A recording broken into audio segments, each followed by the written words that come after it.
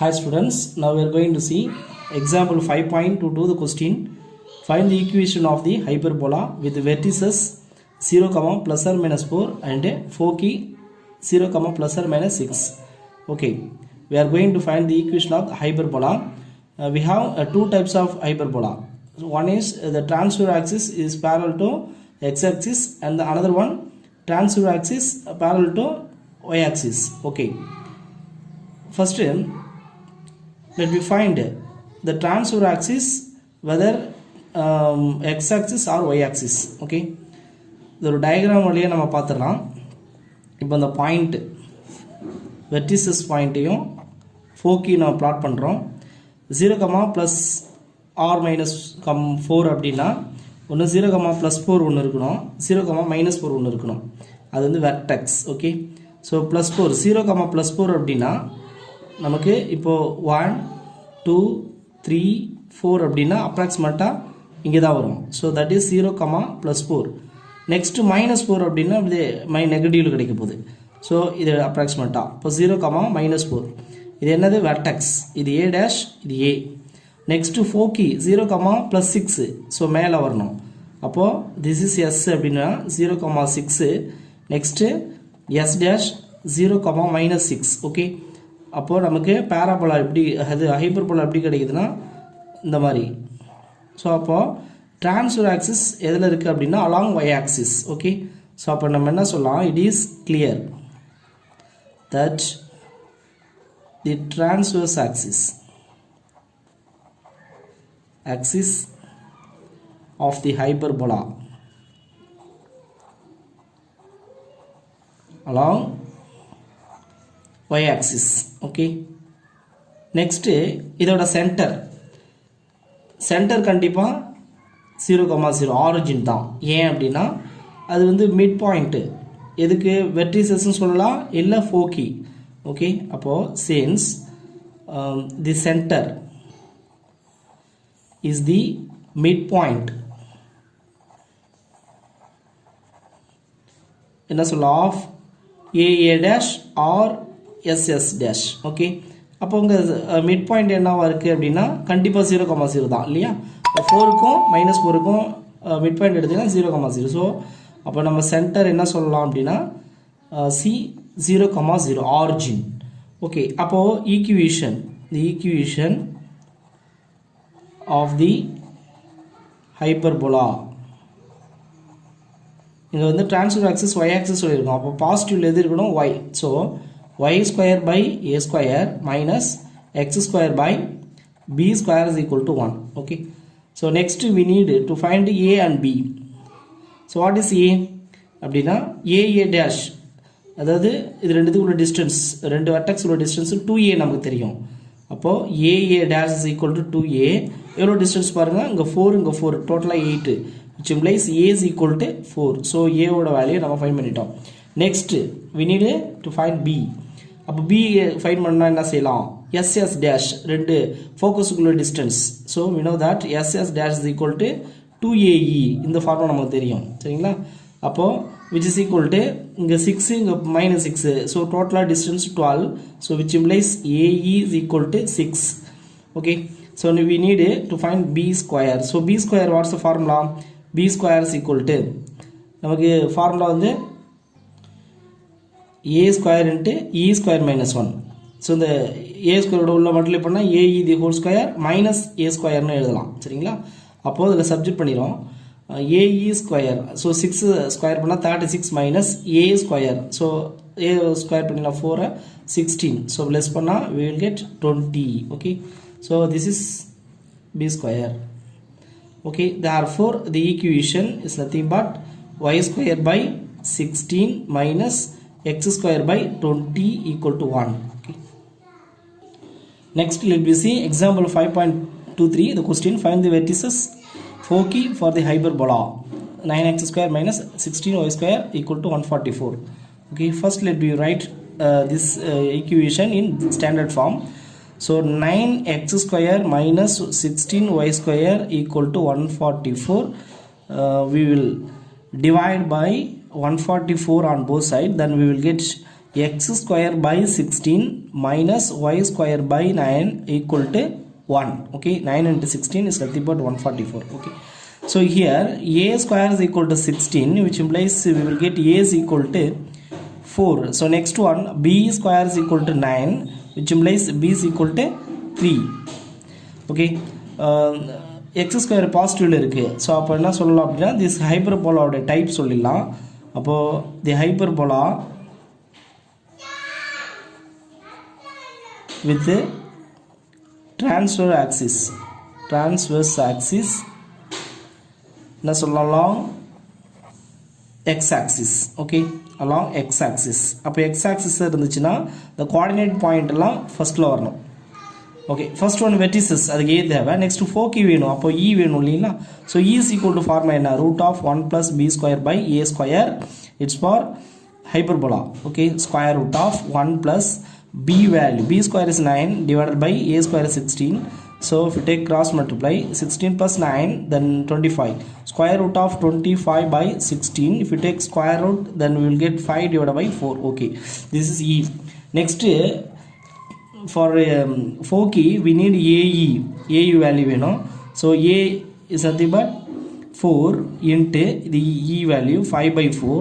4 cancel, we will get 5. Okay, so next vertices formula 2 vertex இருக்கணும் இல்லைங்களா. vertices அப்படினாலே plus or minus a, 0. Okay, plus or minus ரெண்டுமே இருக்கும். that is plus or minus a value 4, 0. next 4 key. so 4 key இதுக்கும் 2 4 key இருக்கும். so plus or minus ae, 0. that is plus or minus ae value is 5. so plus or minus 5, 0. Okay, next example 5.24. the question, find the center, foci and eccentricity of the hyperbola 11x square minus 25y square minus 44x plus 50y minus 256 is equal to 0. so this is general form. first we have to convert into standard form. standard form அப்படின்னா a square value, b square value and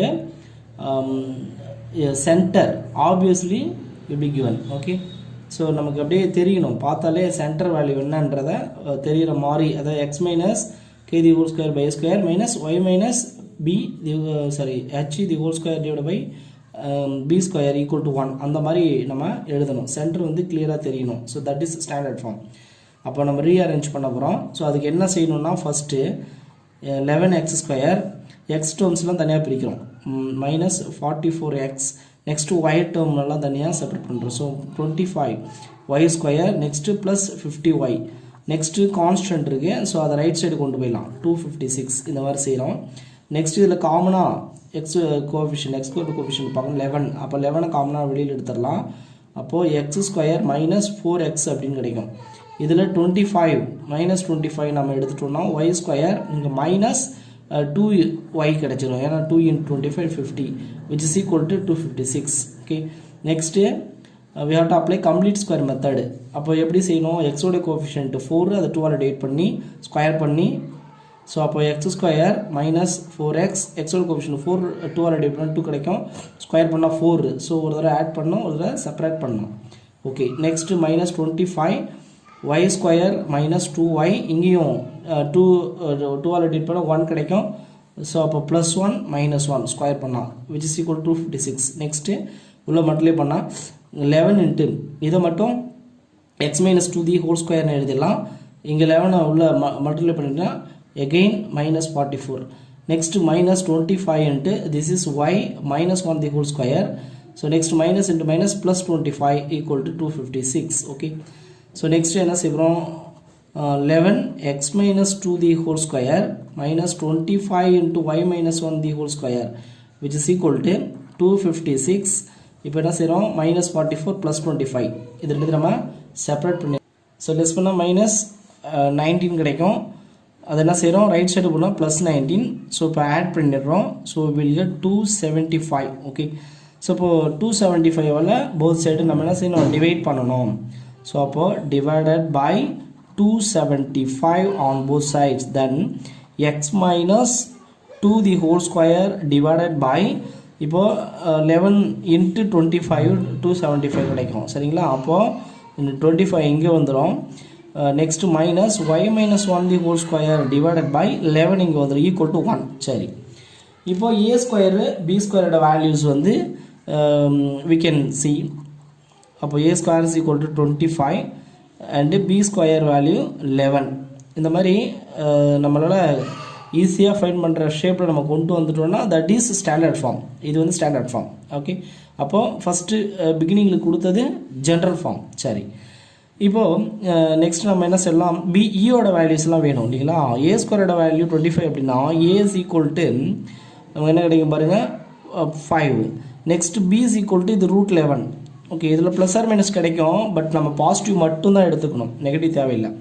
next E value 5 வேணும் அப்படின்னா is equal to என்ன formula, root of 1 plus b square by a square. Okay, அப்போ square root of 1 plus b square value 11 divide by a square value 25. சரி, அப்போது cross multiply பண்ணுறீங்க 25 plus 11, so 36 by 25 கிடைக்கும். Square root எடுத்தோம் அப்படின்னா will get 6 by 5.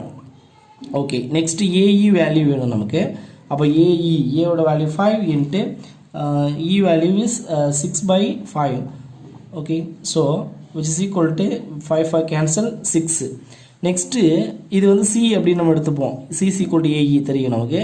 Next A by e வேணும். A by e, a value 5, இயோட value reciprocal ஏறும் 5 by 6. So multiply பண்ணால் 25 by 6. ஓகே, இப்போ என்னென்ன கேட்டிருக்காங்களோ அதை ஆன்சர் பண்ணிடலாம். நம்ம சென்டர் கேட்டிருக்கிறாங்க, சென்டர்.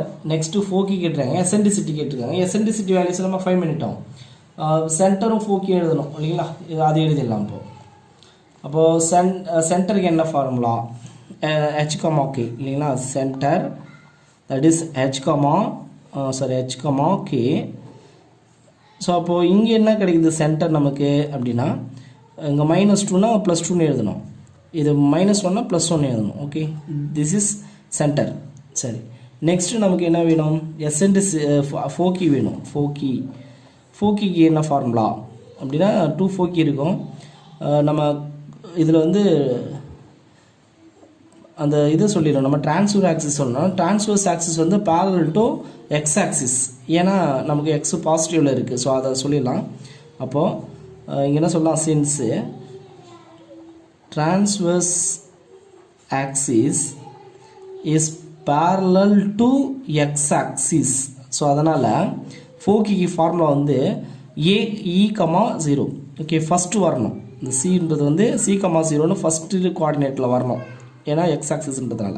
அது கூட H,K ஆட் பண்ணிக்கணும்னு சொல்லுவோம். அப்போது H plus or minus C,K தான் ஃபார்முலா. இந்த ஃபார்முலாவுக்காக தான் சொல்கிறோம். அப்போ ஃபார்முலாவில் ஃபஸ்ட்டு சி வரணும் சரிங்களா, C,0. ஏன்னா டிரான்ஸ்ஃபர் ஆக்சிஸ் எக்ஸ் ஆக்சிஸ், அது நம்ம தெரிஞ்சிருக்கணும். சரி, அப்போ நம்ம ஃபைண்ட் பண்ணிடலாம். அப்போ தட் இஸ் ஹெச்சோட வேல்யூ 2, சியோட வேல்யூ என்ன சொல்லுவோம் 6. அப்போ ப்ளஸ்ஸு 6, கேயோட வேல்யூ 1. அப்போது நமக்கு 8,1 கிடைக்கும். அனதர் 1 செகண்ட் ஃபோக்கின்னு சொல்லிடலாம். அப்போ செகண்ட் ஃபோக்கிக்கு என்ன வரும் அப்படின்னா 2 - 6,1. அப்போ தட் இஸ் -4,1 சரிங்களா. 2 ஃபோக்கி, இது வந்து எஸ்ன்னு சொல்லலாம், இது எஸ் டேஷ்னு சொல்லலாம். ஸோ அவங்க கேட்ட எல்லா இன்ஃபர்மேஷன் நம்ம ஃபைன் பண்ணிட்டோம். எசென்ட்ரிசிட்டி கண்டுபிடிச்சாச்சு, சென்டர் ஃபைன் பண்ணியாச்சு, ஃபோக்கியும் ஃபைன் பண்ணியாச்சு. ஃபைனலாக ஜஸ்ட் ஒரு ரஃபாக ஒரு டயக்ராம் ட்ரா பண்ணிடலாம் சரிங்களா. டயக்ராம் அப்போது this is x axis, y axis. இப்போ இது வந்து ஆரிஜின் சென்டர் எடுத்துக்கிறேன். ஆரிஜின் இப்போ சென்டர் வந்து அவங்க கொடுத்துறாங்க, நம்ம ஃபைன் பண்ணியிருக்கோம் 2,1 அப்படின்ட்டு. அப்போ எக்ஸில் 2, ஒயில் 1 அப்ராக்சிமேட்டாக தான் செய்கிறோம். ஸோ அப்போ 2,1 திஸ் இஸ் சென்டர் 2,1. நெக்ஸ்ட்டு வந்து ஃபோக்கி நம்ம என்ன ஃபைன் பண்ணியிருக்கோம் 8,1 -4,1. அப்போ 8,1 அப்படின்னா இங்கே வந்துடும் நமக்கு. ஸோ ரைட் சைடில் இங்கே வேணாலும் கிடைக்கலாம். ஸோ இது வந்து எஸ்ஸு 8,1. நெக்ஸ்ட்டு -4,1 சொல்லியிருக்கோம், அப்போ அது லெஃப்ட் சைடில் கிடைக்கும். ஸோ அப்போது அப்ராக்சிமேட்டாக திஸ் இஸ் எஸ் டேஷ் -4,1 சரிங்களா. இப்போது அவங்க வெர்டிசஸ் கேட்டிருந்தாலும் நம்ம ஃபைன் பண்ணியிருப்போம். வெர்டிசஸ் கேட்கல, இந்த சென்டர் வழியாக என்ன செய்கிறோம், நம்ம ஒய் ஆக்சிஸுக்கு பேரலாக ஒரு ஆக்சிஸ் வருது ஒய் டேஷ், எக்ஸ் ஆக்ஸ் பேரலாக இருக்கிறது எக்ஸ் டேஷ். இப்போ நமக்கு ஏவோட வேல்யூ என்ன கிடச்சிருக்குன்னா 5. கண்டிப்பாக வெர்டிசஸ் ஃபைன் பண்ணியிருந்தோம்னா 5,0 அப்படி தான் வந்திருக்கும். அதாவது 5 வந்து கூட ஆட் பண்ணியிருப்போம் ஆக்சுவலாக. சரிங்களா? ஸோ கண்டிப்பாக வந்து இந்த மாதிரி கிடைக்கலாம் நமக்கு. ஃபோக்கஸ் இது ஹைப்பர் போலான்றதுனால இந்த ஷேப்பில் நம்ம ட்ரா பண்ணிடுறோம். ஒரு அப்ராக்சிமேட்டாக தான். சரிங்களா?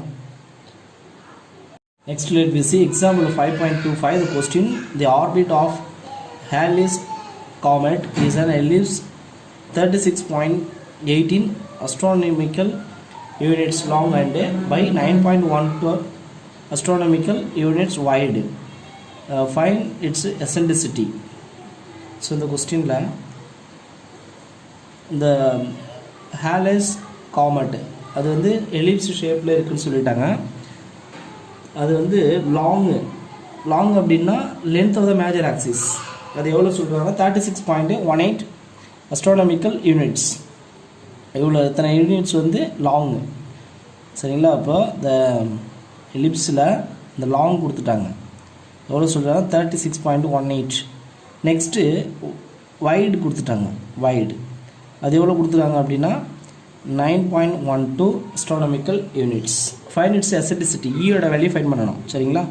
அப்போது இதிலேருந்து இது உள்ள டிஸ்டன்ஸ் நம்ம என்ன சொல்லியிருப்போம் அப்படின்னா length of the major axis. So அப்போது given length of the major axis that is 2a எவ்வளோ கொடுத்துருக்காங்கன்னா 36.18 which implies a is equal to, so 2ஆல் டிவைட் பண்ணிட்டோம் அப்படின்னா we will get 18.09. Next 2b அது வந்து length of the minor axis that is 9.12. So which implies b equal to 9.12 divided by 2. So அப்போது 4.56. Okay. இப்போ next இ value வேணும். அதாவது eccentricity fine பண்ண சொல்லுங்கள். இ இஸ் ஈக்குவல் டு இது எலிப்ஸுக்காக இருந்தால் ஃபார்மா என்ன? √1 - b² by a². இதுதான் நமக்கு ஃபார்முலா. சரி, அப்போது இதை square root of cross multiply பண்ணால் a² - b² by a² கிடைக்கும். இதில் a² அதை a வந்து நான் ரூட் வெளியே எடுத்துட்டேன்னா அப்போ எனக்கு a² - b² by a வந்து ஸ்கொயர் ரூட் விட்டு வெளியில் வந்துச்சு.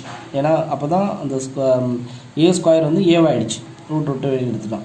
இப்போ வேல்யூஸ் நான் சப்ஜெக்ட் பண்ண போகிறேன். அப்போ ரூட் ஆஃப் இங்கே 18.09 whole square minus b² 4.56 the whole square divided by a value that is 18.09. சரிங்களா? சரி, இப்போது இதை சிம்பிளிஃபை பண்ணோம். ஃபஸ்ட்டு ஸ்கொயர் பண்ணிடணும். 18.09 இது ஸ்கொயர் பண்ணிங்க. ஸோ ஆன்சர் வந்து 327.2481 அப்படின்னு கிடைக்கும்.